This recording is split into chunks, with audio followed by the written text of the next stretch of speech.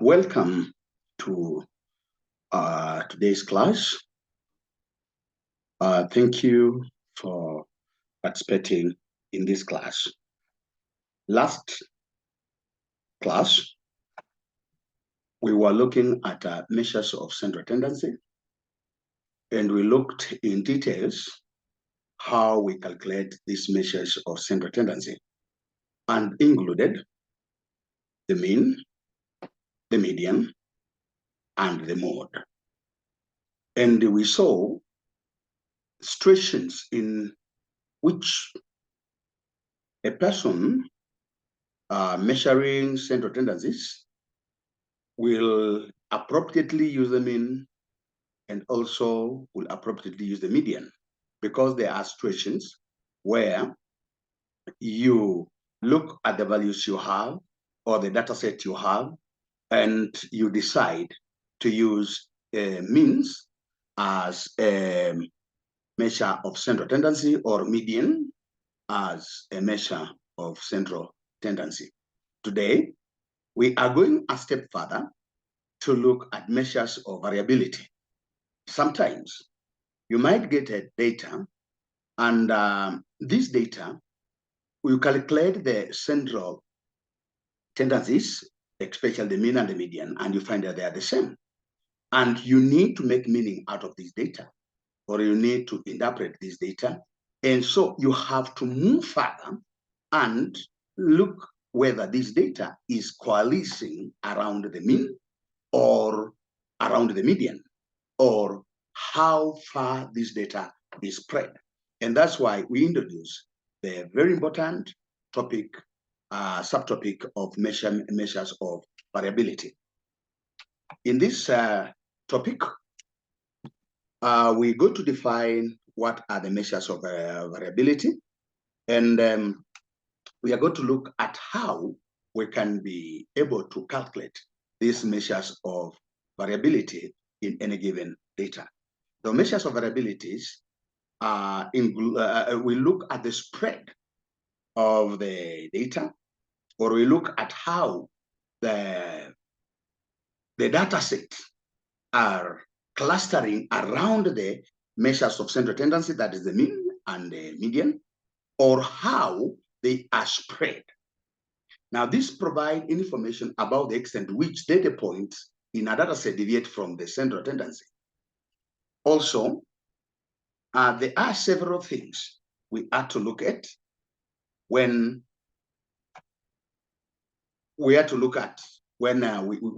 are dealing with the data. And here I have two examples of two data sets.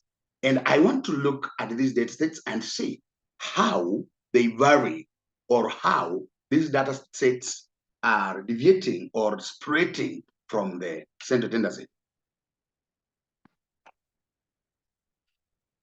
In our data set number 1, we have the values 10, 12, 14, 16, 18, 20, 22, 24, 26, and 28. When you calculate the mean of this data, you'll find that the mean is 19. In our data set number 1, where the values are 10, 12, 14, 16, 18, 20, 22, 24, 26, and 28. When you calculate the mean is 19. Also, I have another data set, the data set 2, and here the values are 5, 8, 11, 18, 19, 20, 23, 24, 30, and 32. When you calculate the mean of this data set also, you'll find that the mean is 19. So there are different values in data set 1, and there are also different values in data set 2, but they have the same mean. So we have to introduce another measurement in which we can be able to describe these two data sets. And the data set to introduce, it is called the range. The range is actually the maximum value in a data set minus the minimum value in a data set. In this case, 10, 12, 14, 16, 18, 20, 21, 22, 23, 24, 26, and 28. When you calculate the mean of this data set also, you'll find that the mean is 19. In this case, The range for dataset 1 is 28 minus 10, and the range is 18. So the spread in this dataset, when we take the maximum value minus the minimum value, you get that it's 18. And in dataset 2, the range, well, maximum value minus the minimum value, which is 32 minus 5. The range in dataset 2 is 27. So the range in dataset 1 is 18, and the range in dataset 2 is 27, as we have seen. Now, the range provides a simple but informative measure of variability in a dataset.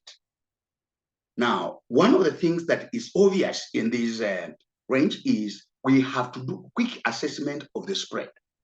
Now, we have already seen that in dataset 1, the spread is 18, and in dataset 2, the spread is 27. And we can conclude that the spread in dataset 2 is larger than in dataset 1.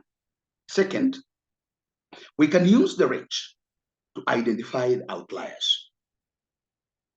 These outliers are the extreme values in a dataset. For example, in dataset 2, the range is larger, suggesting the presence of values farther away from the central tendency. This might prompt further investigation into the cause of these outliers. Number 3,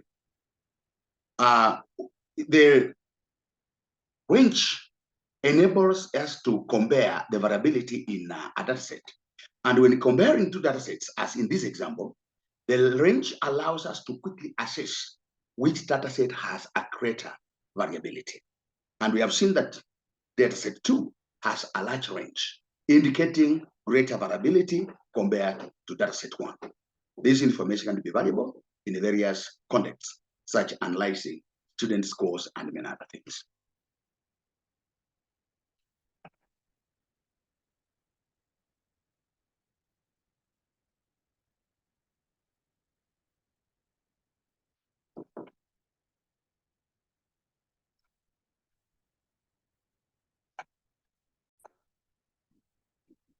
Also, when we understand the range, how the data is spread, it can assist us in decision making. For instance, in education planning, knowing the range of student scores can help educators design intervention to address the needs of students at different proficiency levels. And also in financial analysis, and can also help us in understanding the range and on investment. Returns of investment can also be very important.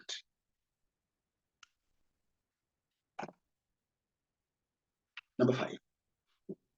Also, communication is very important.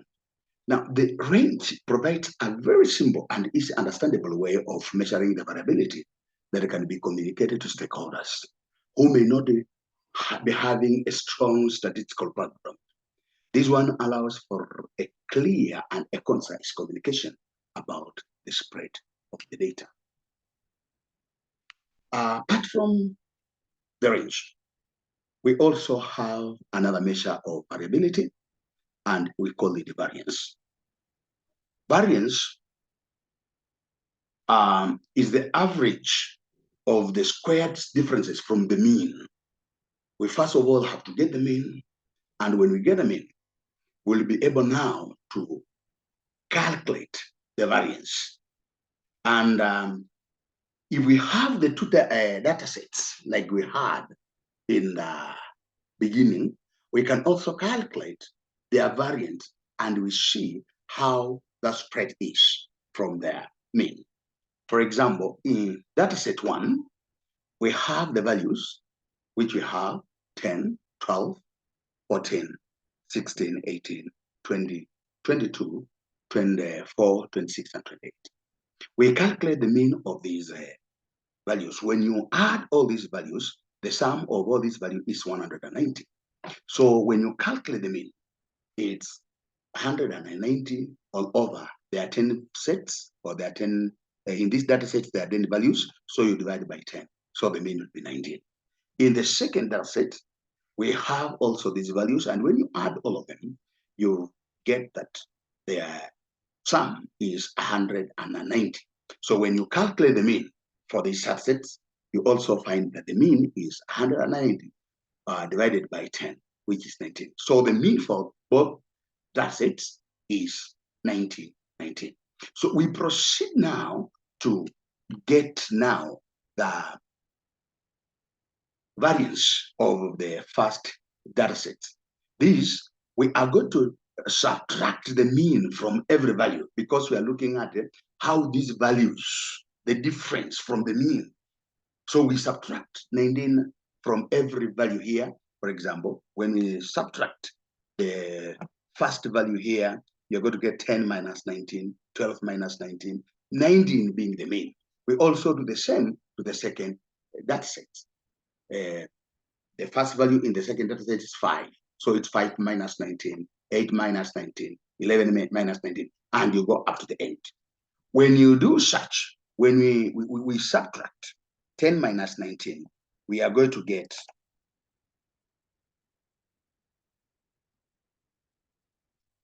10 minus 19, you're going to get negative 9. 12 minus 19, you're going to get negative 7. 14 minus 19, we get negative 5. 16 minus 19, we get negative 3. 18 minus 19, we get negative 1. 20 minus 19, we get 1. 22 minus 19, we get 3.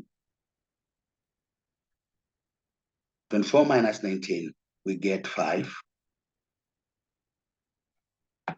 26 minus 19, we get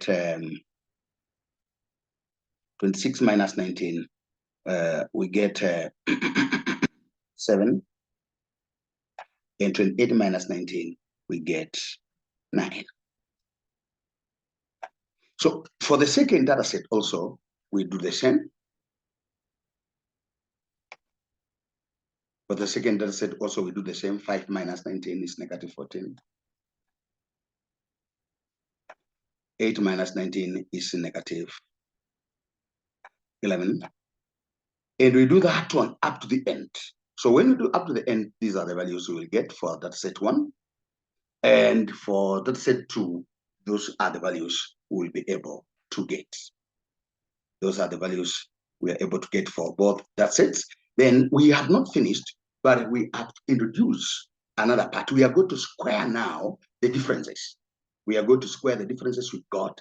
For example, in that set 1, when you square negative 8, you get 81. When you square 7, you get 49. When you square negative 5, you get 25. When you square 9, you get 9. When you square negative 3, you get 9.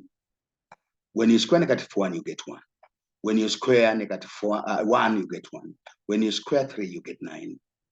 When you square 5, you get 25. When you square 7, you get 49. When you square 9, you get 81. The same happens on the second data set. When you square negative 14, when you square negative 11, we move on like that, and these are the values you have to get in both the data sets.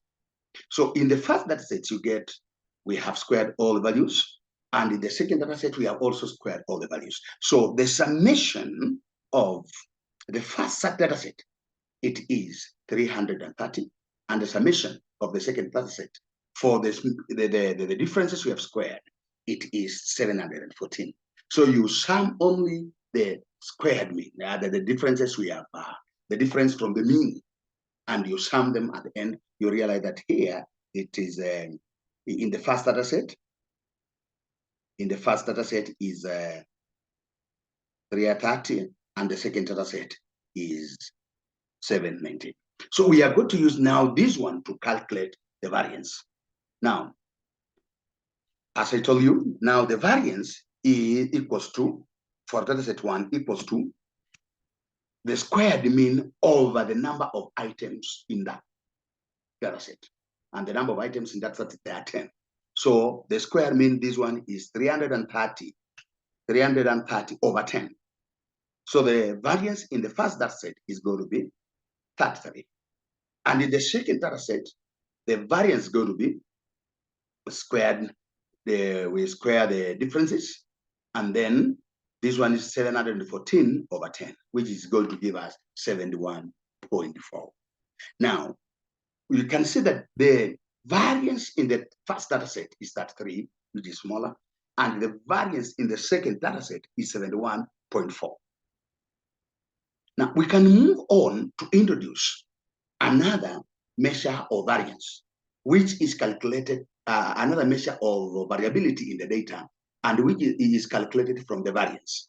This is called standard deviation. Standard deviation. You just move from where you are at the variance level, and you will be able to get your standard deviation. We have already gotten the mean differences for data 1, which and we have calculated the variance. And we found that the variance for data set 1 is 33. Now we take the square root of the variance. When we take the square root of the variance, it will be called standard deviation. When we take the square root of the variance, the answer we get is what we call the standard deviation. So we take the square root of the variance. In this case, we take the square root of 33, and we get 5.745, which now the standard deviation for the first set of the data. For the second set of the data, we do the same thing. We calculated already the variance, and we take the square root of the variance. When we take the square root of the variance, that will be the standard deviation for this data. And in this case, the square root of 71.4 will be 8.45, and 8.45 will now be our standard deviation for the second data set. Now you can be able to see in the first data set, our standard deviation is 5.745, and in the second data set, our standard deviation is 8.45. Now it's telling that in the second data set, the spread is so much pronounced. And in the first data set, the spread is not so much pronounced as such. So we are saying that maybe the data sets have the same mean, but when we go further to calculate, when we go further to subject the data to further analysis, we are able now to get that when you calculate the variance, which leads us to calculate the standard deviation, we can now be able to tell which data has much spread as compared to the both data we are having, or data sets we are having here.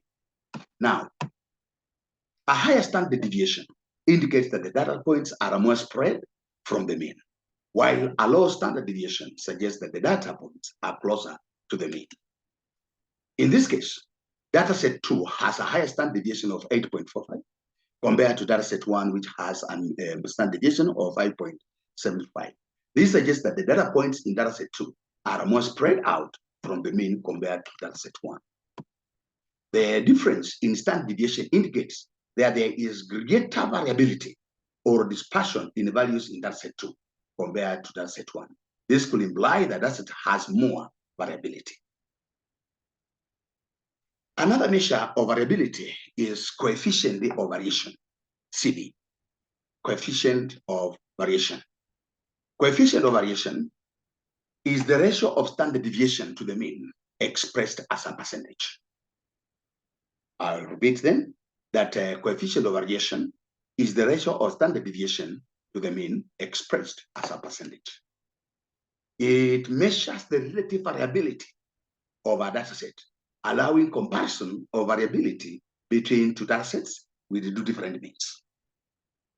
For example, in data set 1, our coefficient of variation equals to 5.745 all over 19. 5.745 is our standard deviation, and 19 is our mean. But is expressed as a percentage, so we multiply it by 100.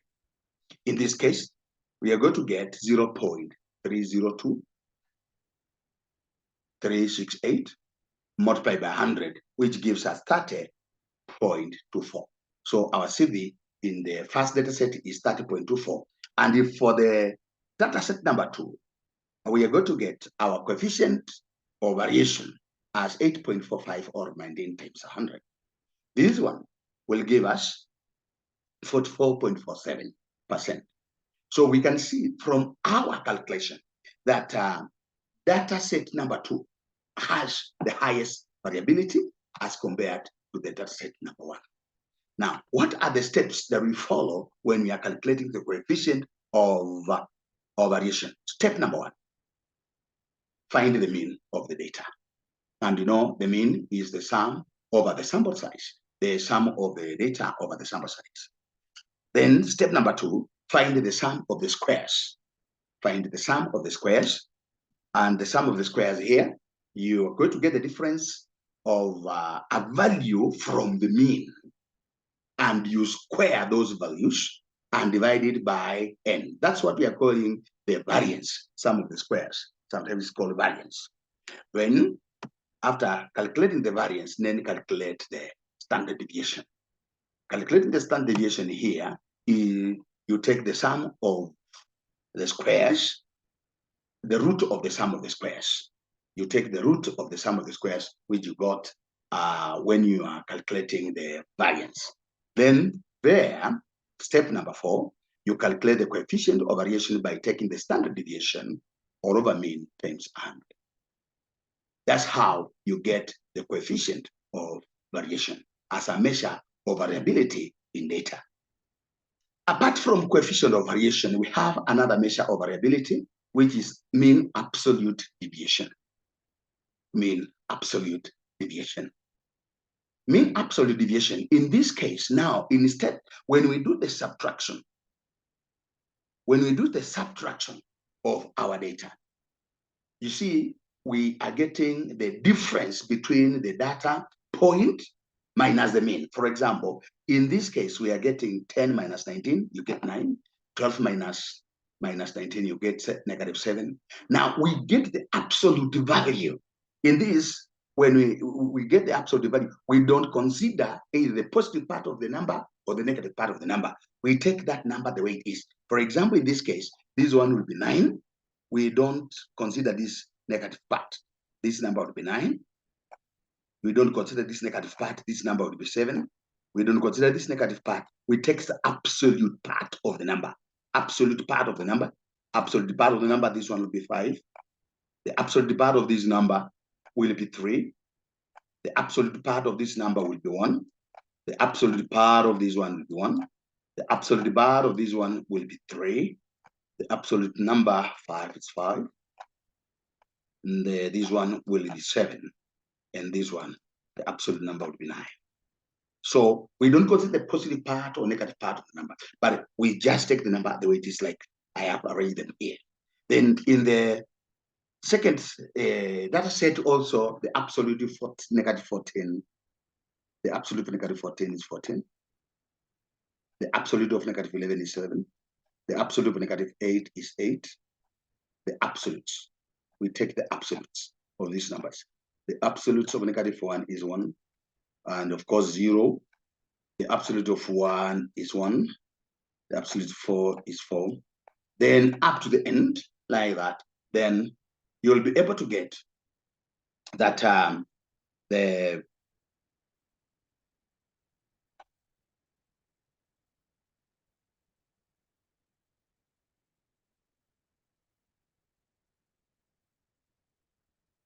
you'll be able to get that from this first example data set, the summation of the absolute is 50. Now, in the second data set, you'll get to get the sum of these absolutes is the summation is 68. Now, we proceed now to calculate the mean absolute deviation, from this. And we are going to use the summation we got in these numbers. The first one is the summation is 50, and the second one, the summation is 68. So we proceed now to calculate the absolute deviation, and this one will be the mean absolute deviation is given by, we take this summation which is 50, all over the total number of the data sets here, which is 10. So this one is going to be 50 all over 10. 50 all over 10, 50 being the sum, the summation of absolute deviations. And this in the first data set, the not the variance. It is supposed to be not the variance. Please, sorry for this. It's supposed to be MAD, mean absolute deviation. Mean absolute deviation is 5.5. For that set 2, the mean absolute deviation is 68. And here it is the mean absolute deviation is 6.8. The mean absolute deviation is 6.8. And as usual, you can see that in data set 2, it has a greater variance as compared to data 1. Now, apart from mean absolute deviation, there is another measure called median absolute deviation. Now we have the mean absolute deviation we've been discussing on. Now we have another measure of variability called median absolute deviation. In median absolute deviation, we also get the median of the data. We get the median of the data, and after getting the median of the data, we take that median and we subtract from every data point. In this case, the median of this data will be there are 10 values, so we divide them into 2. So we have these values forming this part, and we have these values forming this part. So these two numbers, 18 plus 20 all over 2, which gives us 19. So the value here is 19. The value here is 19. The median value is 19. The median value here is 19 for this data.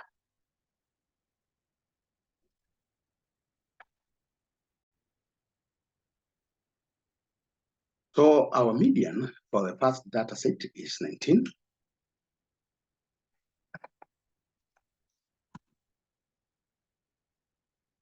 Also, we look at our second data set.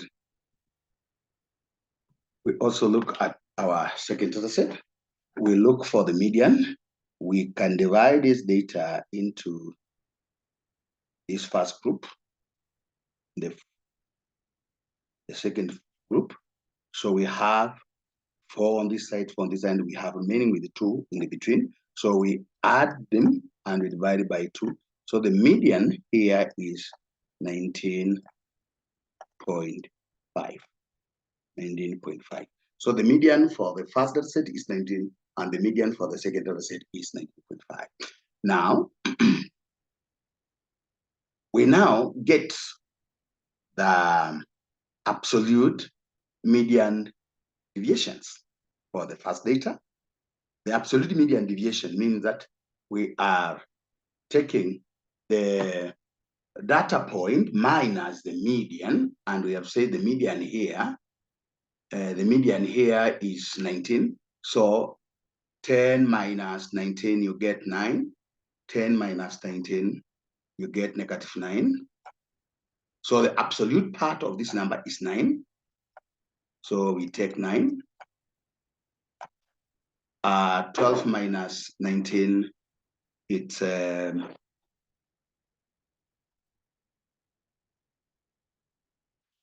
12 minus 19, it's -7.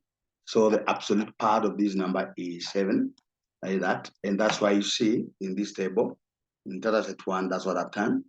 And in the median absolute deviation for this one will be, median absolute deviation will be 50 all over 10, which gives us, not that one, which will give us median absolute deviation of 5.5. For data set 2, we are subtracting 19.5 from every data point, like 5 minus 19.5, you get the absolute part is 14.5. 8 minus 19.5, the absolute part is 11.5. And then when you sum all of them, you get 68. Then when you move now to calculate median, absolute deviation is going to be 8 over 10, which is going to be 6.8. 6.8. This is supposed to be median absolute deviation of variance. Then we have the quartiles, another measure of variability in any data is quartiles. Quartiles mean that you are dividing your data into quarters, and they're usually the first quartile, the second quartile, and the third quartile. The first quartile is the first quarter of the data, and the second quartile actually is the median of that data, and the third quartile is the 3/4 of the data you are having. In our data set, we've been using this data when divided into 2, we have 1, 2, 3, 4, 5, 1, 2, 3, 4, 5. That's the middle of the data. Now, the first quartile of this data. So you divide this remaining part of the data into 2. So you are going to have, that's the first quarter, and that's the second quarter. So here we are remaining with 11 as the first quarter. And also we divide this one, and we divide this part, so we have 24. So the first quarter of this data is 11, and the third quarter is 24. The first quarter of this data is 11. So we will say that the quartiles, the first quarter is 11, and we have already calculated the median of this data. The median of this data we found is 19.5. That is the second quartile. And the third quartile of this data is 24. So for the second data, before we get to the second data set, we also have to calculate what we call the interquartile range.